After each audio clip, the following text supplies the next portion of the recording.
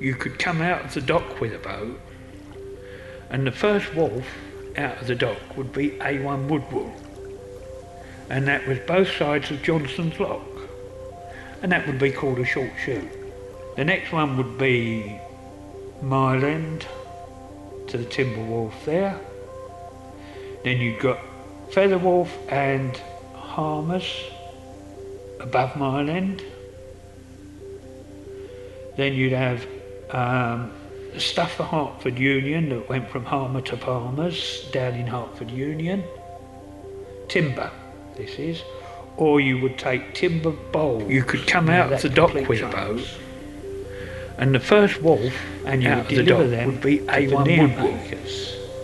And that was both sides of Johnson's Lock. You could come out of the dock with, and that would be called a short shoot. And the next one would be out of the dock would be A1 Woodwall, opposite to the Timber Wharf, and that was both sides of Johnson's Lock. Then you've got, and that would be called a short shoot. The next one would be above Mile End, which would sink into the Timber Wharf. Then you'd have, so you'd only get then you've got stuff for Hertford Union. You can come out of the dock to Palmer's down in Hertford. And the first wharf out of the dock would be A1 Woodwall, or you would take Timber Bowl, and that was both sides of Johnson's Lock, and that would be called a short shoot. The next one would be Mile End to the Timber.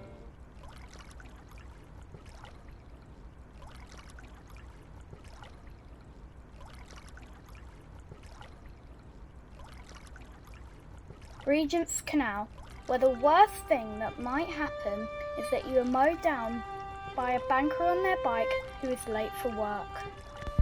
Or a jogger running while staring at their mobile phone. Or a clutch of parents with prams. Light tanks can meet you in a solid and breakable line. But in the Victorian age it was very, very different. Not leisure or pleasure on the towpath. It was used to carry cargo from far away. Anything you fancied from the British Empire came up from Limehouse Basin on the Thames, along the canals, and went all over the country. Goods taken from all over the world without thinking about the consequences, without thinking about if it was fair to take.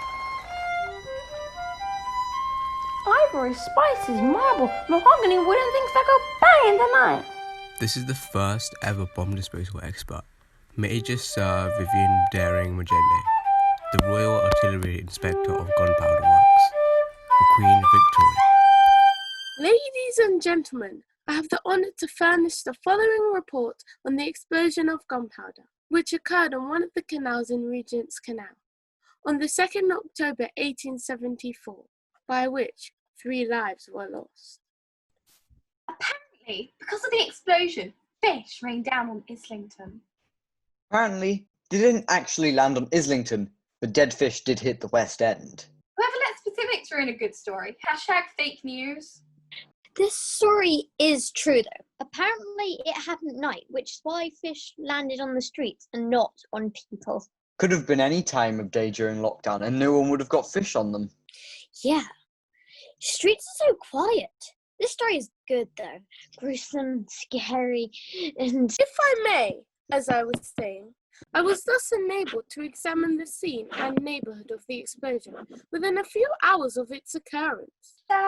Major, could you loosen up a bit? Give us a one-line version, more or less? Loosen up? Relax, man. You do not relax about explosives. I suppose not. I bet it caused a stir-up, though, this event. I bet there was a crowd. We miss crowds. Speaking of, we should get the others. I put the invite on my story. Oh, here they are. Hiya! Hiya, guys! How are you? Hi. Hi. Guys. You hear about the fish? Have you looked on Twitter? The fish is everywhere. This story's everywhere. Here I am in my pyjamas, blown out of bed I was. This tweet says I've got no windows in my house. My grandma died of fright. No, that must be a figure of speech, right? The animals in the zoo bellowed and screamed. Some had to be shot, they were so scared. Oh, that's not right. My restaurant near Air Arms, the roof's come in. Oh, I know that place. My parents went there. We heard the bang 20 miles away. From 20 miles away. The Langham Hotel has had its windows shattered. Oh, poor lords and ladies, woken out of bed they was. I still don't get it. Me neither. What caused it? What caused the fish to rain down on London? Yeah, what happened? What blew up? It doesn't say. I can't find anything online. If I may, it was a mishap. Mishap schmishap. It was a mishap. This sorry tale begins in Islington, at the City Road Basin where the boat in question was loading, alongside 4 others. Watch carefully. There were 6 boats in all, and there were 3 crew on each, separated by 20 yards of rope apiece. Alright. Give me your names and roles in this mishap. This is not some small explosion. My name is Francis Clark, the skipper of the tugboat. And that night we were pulling 5 70-foot long cargo boats. And part of your cargo was gunpowder? Yes. The gunpowder aboard was to blast quarries. I'm skipper Regent. We have gunpowder aboard. I'm skipper of the Dean. We have gunpowder and petroleum. Skipper of the Tilbury, gunpowder and petroleum. Skipper of Limehouse, gunpowder and petroleum. Skipper of the Hawksby, gunpowder and petroleum. Other than that, what goods were you carrying? Sugar, walnuts, that type of thing. And the explosives? Well, there are rules, aren't there? Well, you know companies. We all know companies. Profit before lives. You Tilbury, what occurred? we've done these tricks before and nothing happened. But this night, there was a small explosion aboard my boat and a bursting core of blue flame. Up ahead of us on the D, the captain calls out to us. Tilbury, something's gone off on your boat, I said. Yes, and very nearly blown up the hatches already. Stop her, please, I replied. All done. Stopped. Go ahead, steady. Sure? Go ahead. All safe? Yes, go ahead. Ready, what happened on your boats? The cargo was packed in tight. Gunpowder at one end and petroleum at the other. So as they didn't come into contact. But they did. Petroleum is a spirit, not an oil. And oil would have stayed in this bottle. But this spirit wandered through the air and wrapped itself around the explosive. Yes, somebody lit match and within a whisper 5 tons of gunpowder exploded. Limehouse was completely sunk. That's right, they was completely sunk.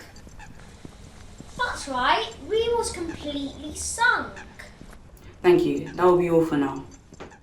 That's what happened. That's what happened. That's never happened now, right? I got the Explosives Act of 1875 passed. Nice. Now Macclesfield Bridge will forever be known as Blow Up Bridge. And it was the last time fish rained down on London town.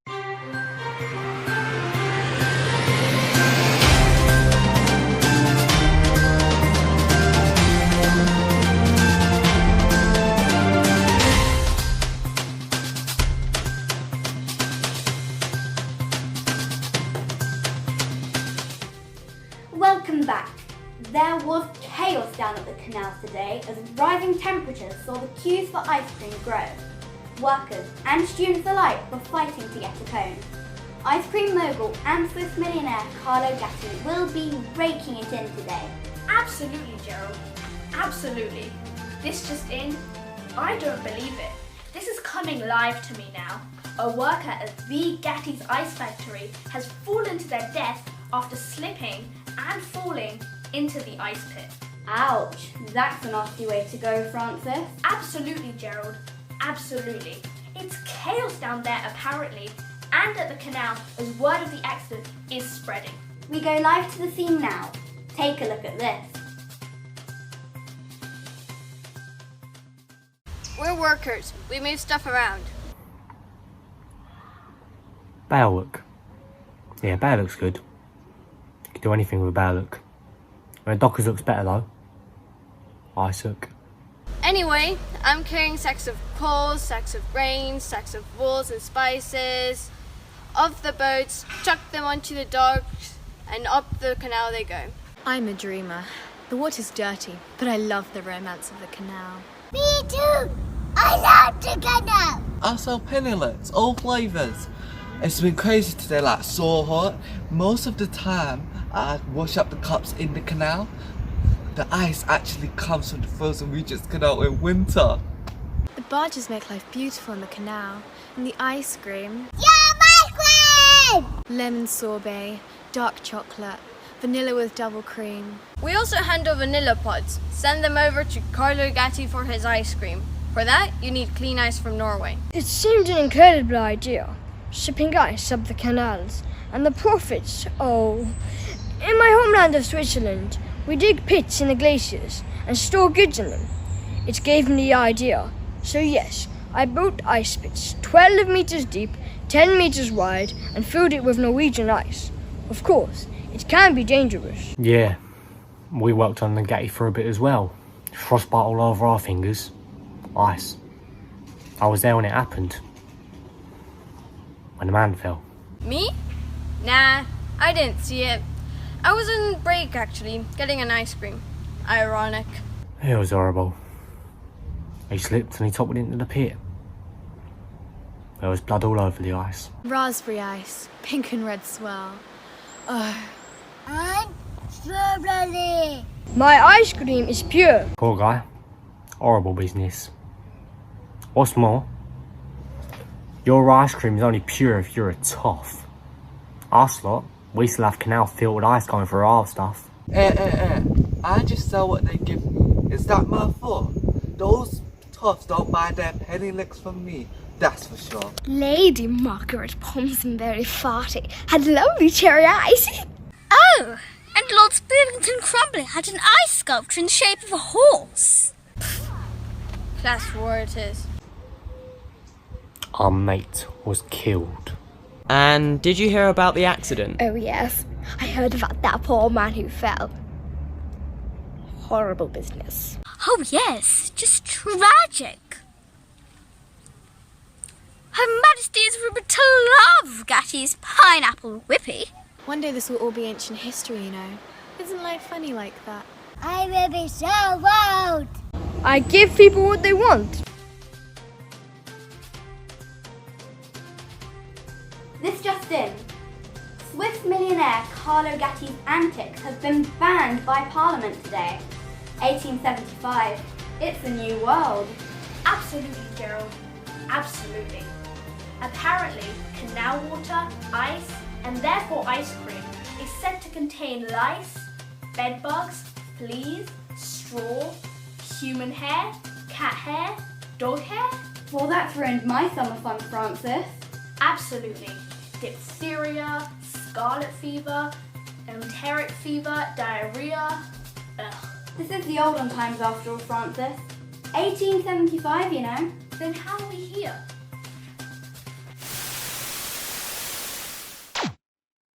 It's just water. I mean, people say, oh, it's calming. I don't find it calming.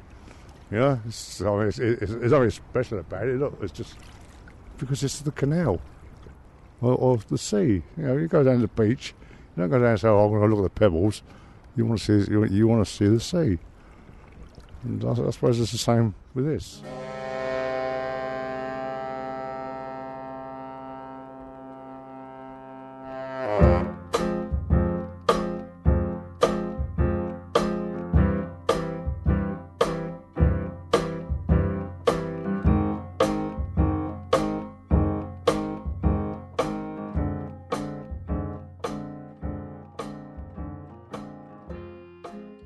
I think the thing was set up very much with the idea of, children messing about in boats, wind in the willows, Crystal Howell looking out the window and saying, why aren't the children playing on that water?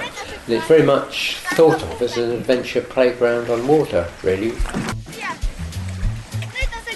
mean, we definitely took the safety of children as important, but it was very much letting them on the water. They would paddle about with each other and on their own and explore the basin, with us sort of involved and chatting and encouraging and patrolling.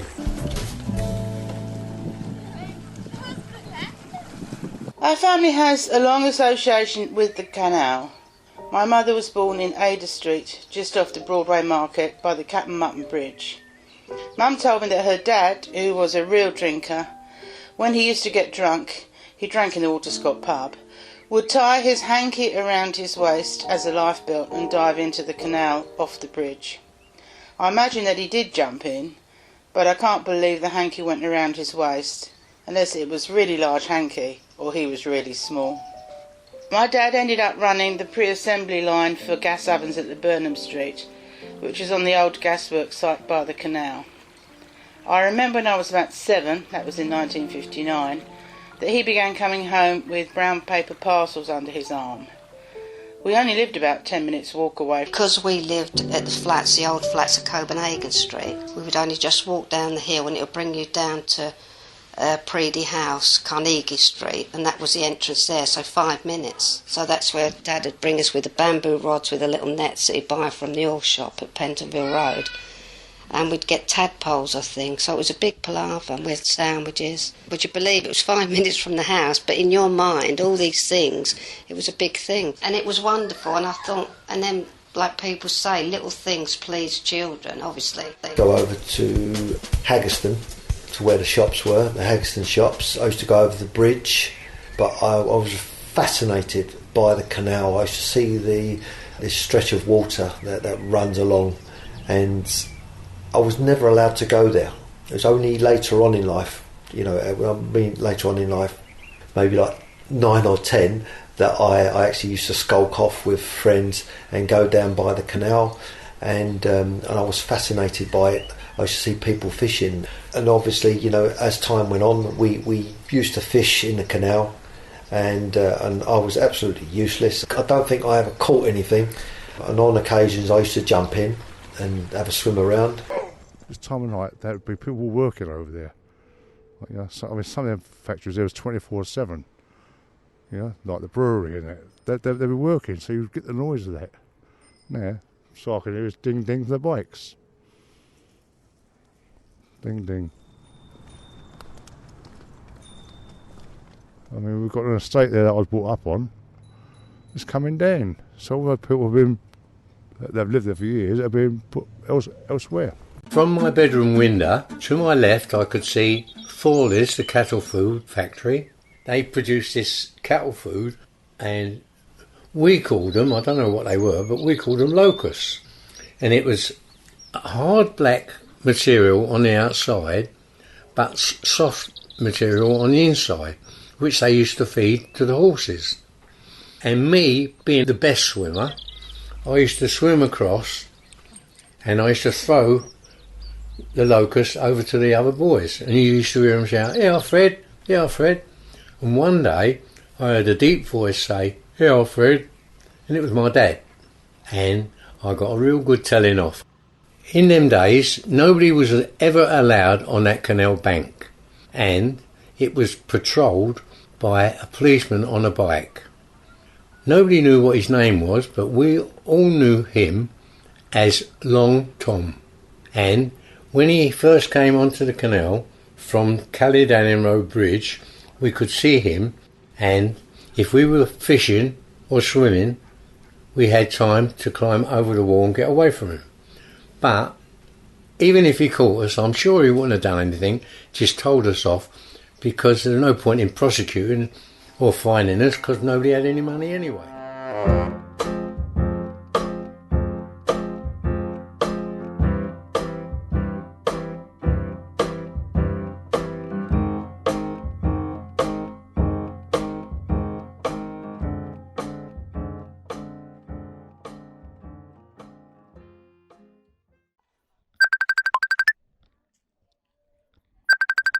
Hi. Hi guys. So no one else got an ice cream then? Think about all the stuff Gatti put in it. My mum took me to the ice wells. They're still there. I know. I wish we could know what it was like back then. Things they used to do that aren't in history books. Like jumping over walls and getting into the canals to swim in it. Or making planks of wood from the mills and setting them up so you can have races across the canal. Or horses, big strong horses. Yeah, but they were no use in the tunnel. No, you had to leg it. Leg it? Yeah, lie back on the boat and walk on the walls.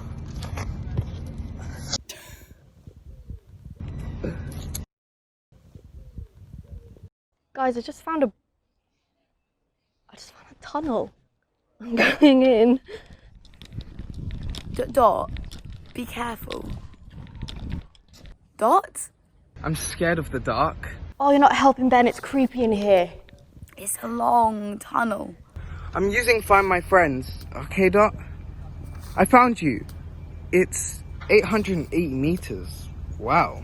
It stinks of sulphur and has cobwebs. I hate cobwebs. It'll be clean on the other side. Don't panic, Dot. Hey, your video's coming back, Dot. We can see you. Why is your feed in black and white? Is it? What's going on? Why does it look different from here? You could come out of the dock with a boat, and the first wharf out of the dock would be A1 Woodwall, and that was both sides of Johnson's Lock. I know why I'm in black and white, I think. This is mad. I think I'm in 1952. Shut up. Stop it. Whoa. If it really is 1952, you could dive in and go for a swim. What about the bugs? I ain't diving in there, no way. So, is it like 2020 here and the 1950s on the other side of Dot's tunnel? It's quiet here. There's no traffic.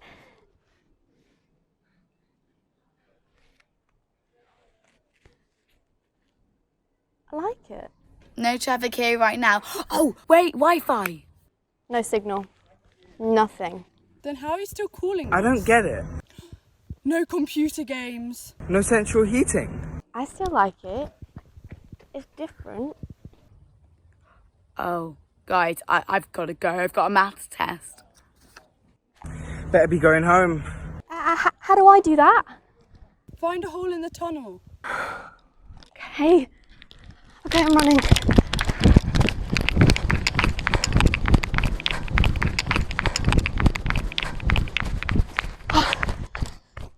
Look, her colour's back. We can see you. I'm back. There's a guy over there with an Apple Watch, so I'm back. What was that? Reckon we dreamed it? Must have. Lockdown finally getting to us. Yeah.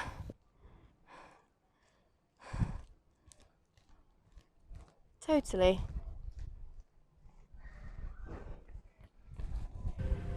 You could come out of the dock with a boat, and the first wharf out of the dock would be A1 Woodwall, and that was both sides of Johnson's Lock, and that would be called a short shoot. The next one would be Mile End to the Timber Wharf there. Then you've got Feather Wharf and Harmers above Mile End. Then you'd have stuff for Hertford Union that went from Harmer to Palmer's down in Hertford Union. Timber, this is. Or you would take timber bowls. You could come out of the dock with complete trunks. And the first wharf out of the dock would be A1 Woodwall. And that was both sides of Johnson's Lock. And that would be called a short shoot. You could come out of the dock with a boat. The next one would be Mile End. And the first wharf out of the timber would be A1 Woodwall. Then you've got Feather Wharf and Harmers above Mile End. And there was a coal wharf on the outside. It stopped delivering coal some time back, but it was still there.